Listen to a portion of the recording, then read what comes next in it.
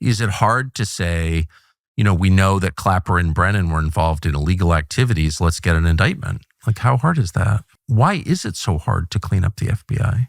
We have more than 1 billion classified federal documents. Like, why? What do you make of the Epstein thing? So recently, Tucker Carlson dove head into a cold, hard truth that we live under, and that's that the deep state still controls our government. This despite Trump's pledge to bring transparency to a corrupt system and drain the swamp, but we've seen the exact opposite during his presidency. So Tucker gives some hard-hitting questions here to Senator Eric Schmidt, and it's interesting to see how he handles them. So let's get their take on this. Please like the video and subscribe to the channel. I'm getting to the point, and I know a lot of the people, I run DOJ, and I really like them and think they're decent people, and I agree with them on most things. However, like the BLM riots, COVID, censorship, like you got to get to the bottom of this stuff. Epstein, sorry to say it. Yeah. I know no one wants to hear it, but it's just not because I care that much about Epstein. It's like the perception, however, that some people are above the law is the most corrosive possible perception in any society. Yeah, no, I agree. And I think you just take this Russia Gate stuff. Here's another great example. I think, it's so corrosive is the right word of how it infected so many aspects of law enforcement. Think about it. All the time that the FBI is spending trying to protect Hunter Biden and get Trump out of office, or going after parents or Catholics. Like the FBI is supposed to go after the bad guys, right? Like help clean up the streets in Washington, D.C. or in St. Louis or in New York or wherever. Like think of all the resources pulled away to go do all this other bullshit that the Biden administration wanted to do. It really is a tragedy. And so I do think that there's some opportunities coming up for the Justice Department to go do that. And the Russiagate thing is front and center. Just think of the idea that Hillary Clinton, who, by the way, was working with the George Soros organization to come up with this ridiculous theory to deflect from her emails, right? Her email scandal, they needed something on Trump, and they concocted this thing out of thin air that he was some Russian asset or was in bed with Putin on stuff. And then they sold that to the intelligence agencies that bought it, and then convinced the president of the United States, Barack Obama, to spy on the guy who's running for president who happened to be a Republican. That is the truth. All this is true, but this rhetoric doesn't matter if no indictments or charges come down to these criminals. Even for perjury, you can say, things like, the president had immunity because of that Supreme Court case. I don't think he does in terms of like treason, by the way, but that is what the Supreme Court said, that as long as it was in the pursuit of your official duties, you have immunity. But hey, even if you buy that, that doesn't cover Obama or Clapper or Brennan or Comey. And none of these guys seem to be going down.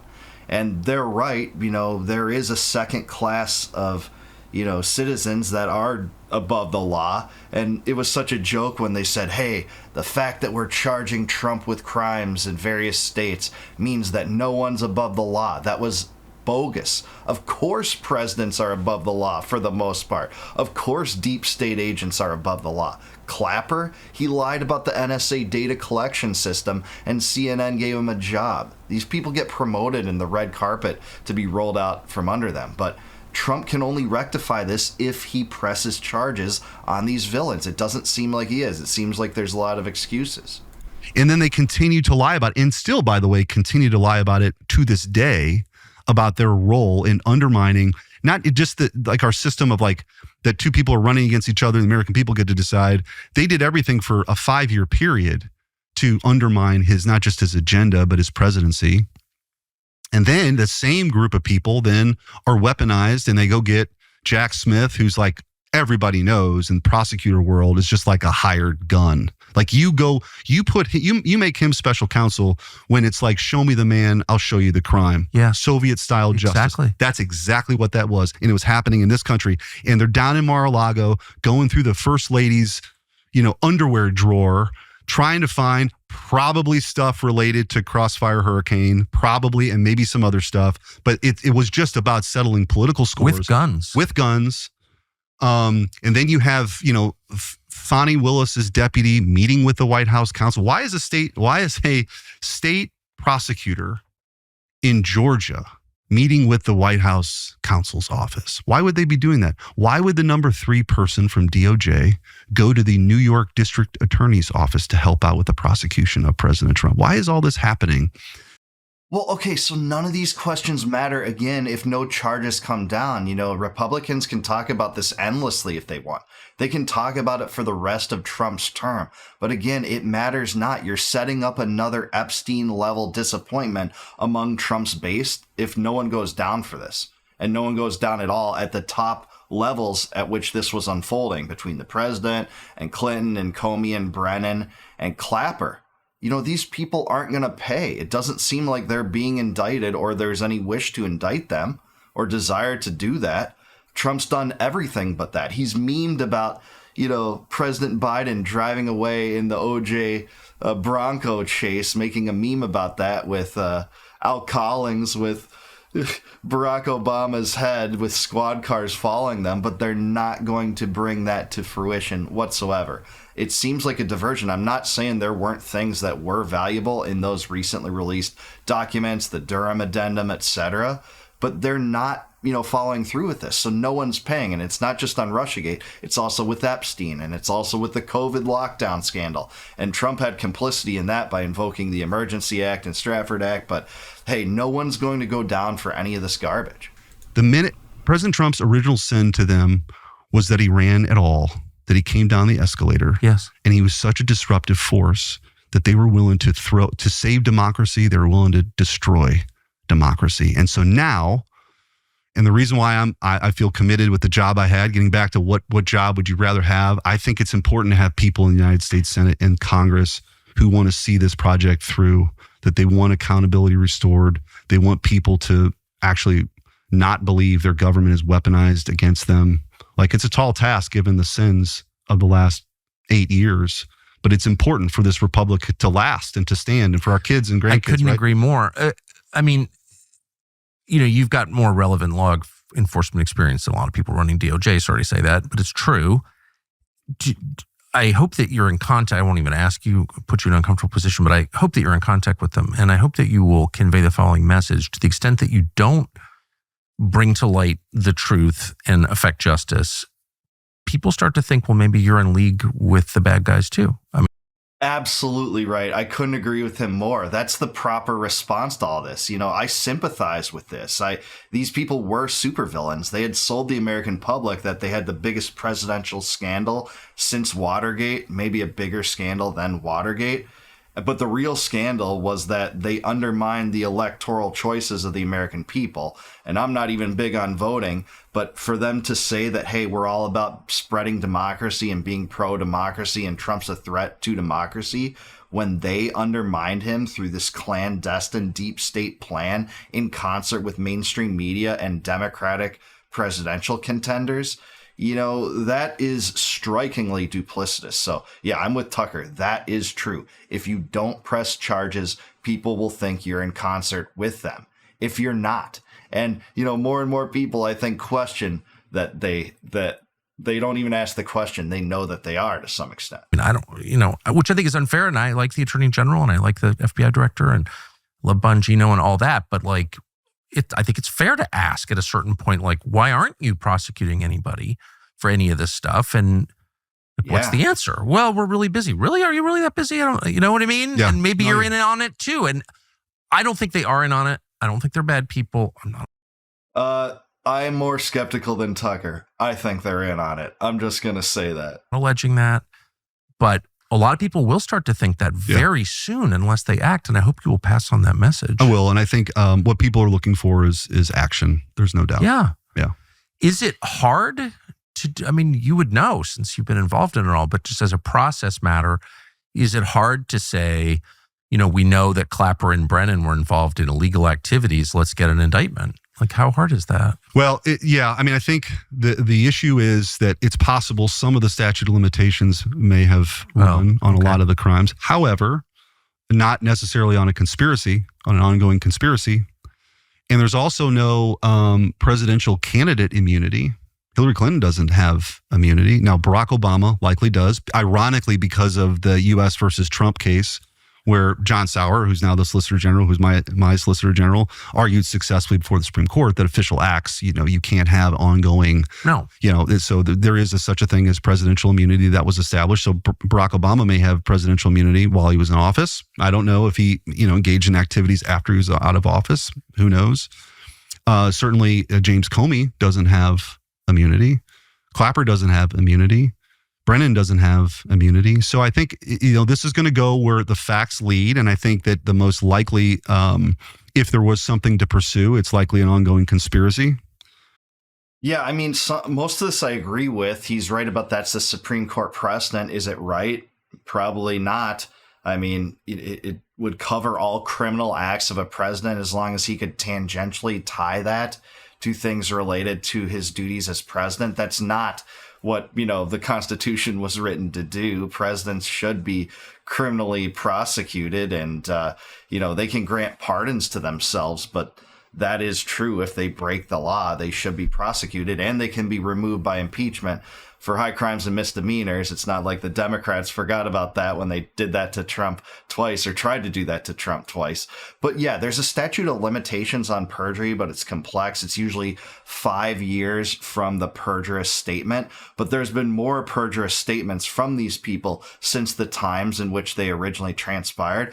Plus, you could depose these people, get them on record, and they'd presumably perjure themselves again. I think that has happened with Comey and Clapper and Brennan at the very least. So, if there are no charges, again, people will lose faith in this administration that haven't already, and many have already. I never had much faith in it to begin with, but this is a real phenomenon you're seeing amongst some on the right, some in Trump's base. Yeah, it is a cult to some extent, but some people are opening their eyes to be like, hey, they're not dropping the hammer on these people. Why? This was an incredible scandal, and many of them followed it closely.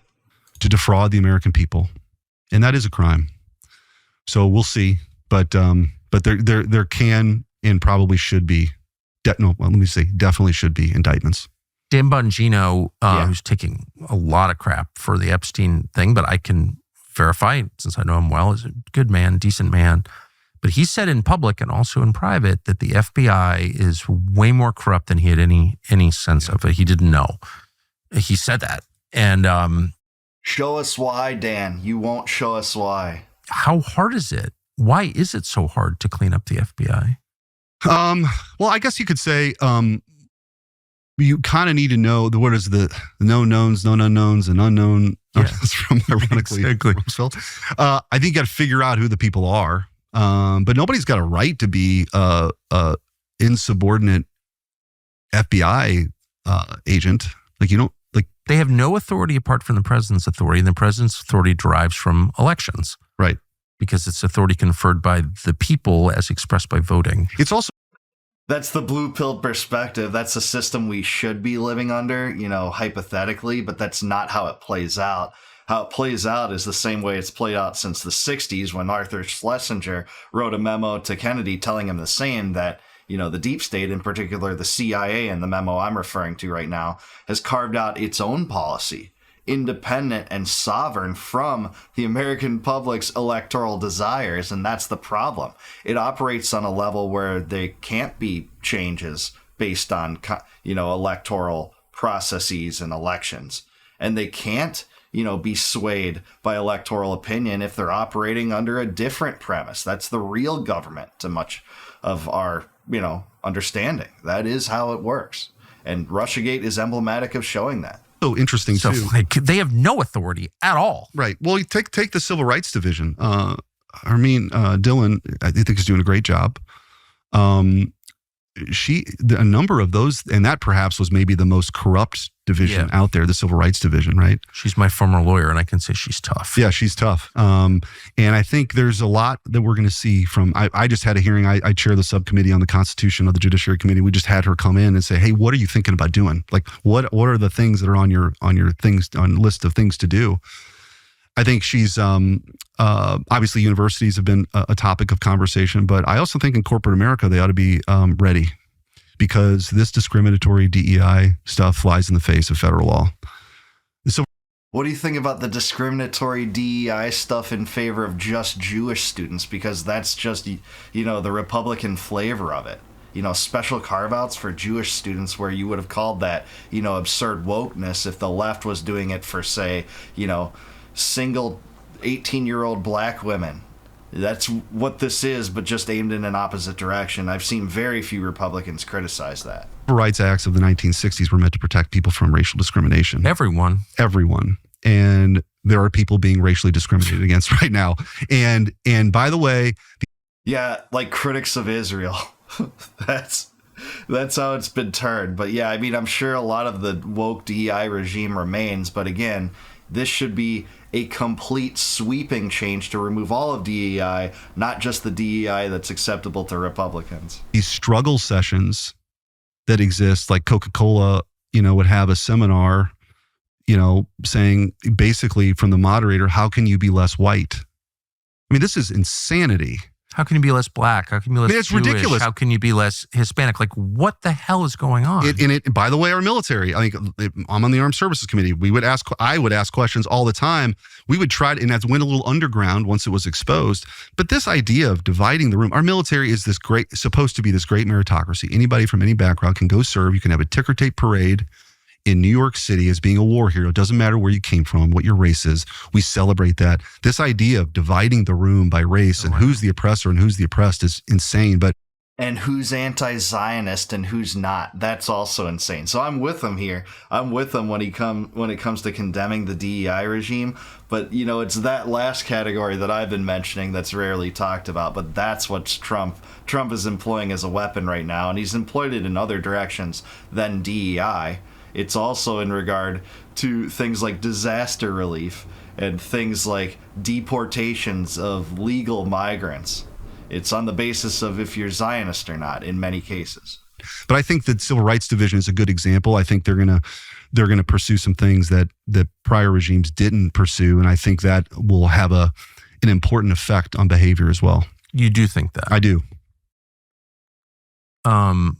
Do you have confidence in the Attorney General? Yeah, listen, I think President Trump's put a good team around him, and I have a ton of respect for Pam Bondi. I do. What do you mean? That's too bad because the rest of us don't. I mean, if you look at anything close to what's happening there, it's just a cover-up on Epstein, deflections, not much movement, indicting or charging criminals regarding Russiagate. This has been a failed Department of Justice, a failed Attorney General, and we shouldn't have expected anything else because she's big on red flag laws. She was bad during the first Trump presidency. We shouldn't have expected otherwise, really, from Pam Bondi, but, I can't say I agree with Schmidt at all on that. Think of the Epstein thing. I think that more needs to be done on transparency. There's no doubt about it. I think any of the credible information that can come out should come out. That's literally echoing exactly what Trump said. The credible information that should come out should come out. Well, what does Trump consider credible? The grand jury testimony that no one cared about, that they pivoted to because they won't reveal what actually exists, and we know that exists. The depositions of Epstein when he acted as a federal informant twice, once after Towers Financial, once after his first conviction and plea deal, the sweetheart plea deal. The wire transfers that Ron Wyden talks about between Epstein to the tune of $1.5 billion to people of prominence. They won't reveal that. We know what exists, and they're not divulging it. So that would be credible, but he's just making parroting statements of what Trump said. I will also say the Southern District of New York had those files. James Comey's daughter was the lawyer handling this in the Southern District of New York. So Weird how that works. Yeah, so I don't know what that means, but I do think that more transparency would be a good thing. Yeah, the stupid grand jury testimony was a pivot. And don't get me wrong, I'd like to see it, but they went to it because it was a nothing burger. That even if that information would have come out, it would have been highly redacted, probably take months, and we know they're sitting on all this other stuff. So this is just the Trump company line, just straight through. You often hear, now you're in a position to receive classified information. I'm sure you have meetings in the fabled SCIF from time to time. we often hear, we can't tell you that for reasons of national security, reasons of privacy, whatever, all these different reasons. We have more than 1 billion classified federal documents. Like, why? Yeah, there should be I agree with you, and I've heard you talk about this before. There's just way too much stuff that's hidden behind what's so-called classified. A lot of that stuff should never be classified in the first place. It's sort of a great way to never have to have transparency with the American people. And by the way, contributes to this lack of trust that you're talking about. I think the more information you can get out there, the better. And by the way, I do find it hilarious. Sometimes we have these all senator briefings. Yeah. It's all, nothing comes of it. Like, there's nothing new that wasn't already leaked by somebody in the Pentagon to the New York Times the day before. Now, some of these you can get in there and ask by the way, not necessarily the top level person, but somebody that's actually doing the work. You can ask some questions in a much more private setting, but some of this stuff is just a way to hide behind. Interestingly, Chris Wray once mentioned that we can't gather information the same way we did prior to the lawsuit. He was referencing Missouri versus Biden, because the FBI was very much a part of this censorship regime where they were flagging stuff and calling it Russian disinformation and working with the big tech companies. Yeah, of course. There's a lot in this that I don't disagree with Senator Schmidt on. But is he willing to criticize Trump if he doesn't push charges against any of the Russiagate criminals? Is he willing to join in the cause that Thomas Massie and Ro Khanna are pursuing in the House, the discharge petition that would release the Epstein files? It doesn't seem so. It seems like he's just parroting Trump and how Trump wants to control this narrative and not charge the criminals, not divulge the truth about Epstein, not pursue what he originally set out to do, and that was drain the swamp, which is itself as a slogan become a meme now because he's not draining the swamp. This is the trust the Planican way, right? Is he actually going to drop the hammer and criticize Trump if he doesn't follow through with these promises that he's talking about? Be more transparent, indictment should come. I don't think so. I would like to be proven wrong. Senator Schmidt, if you see this, please follow through with this. Don't just, rest when Trump continues to cover this up and not charge individuals. But that's where we're at. I'm with them on the transparency regarding classified documents, classified information. And when Kash Patel was kind of quasi-performing and campaigning to be the FBI director, he said there should be a 24/7 FBI declassification unit where these documents just get pushed out every single day. We haven't seen that. He's also said that he would turn FBI headquarters in Washington, D.C., or in Arlington, I forget where it is actually. I think it is in D.C. proper, into the FBI, the Hoover building, in the FBI, the headquarters. He would turn it into a museum to the deep state. Well, we haven't seen that happen yet either, Patel, right? And all we've seen is pivots off Epstein. Yeah, Epstein killed himself, all this stuff that no one buys into. You didn't seem to buy into before you're on the inside, by the way. And that's where we're going. But let me know down below, do you agree with me in this? Do you think this guy is being too easy on Trump? Do you think any indictments will happen in the Russiagate hoax? Do you think that any answers will come out on the Epstein story, short of a whistleblower coming out on it? Let me know in the comments below. Like the video, subscribe to the channel, also subscribe to Tucker. Thanks for this interview, Tucker. Thanks for pushing back a little bit here. And until I see you guys next time, no more war, no more debt, no more inflation, and no more empire. Peace out, guys. Catch you in the next one.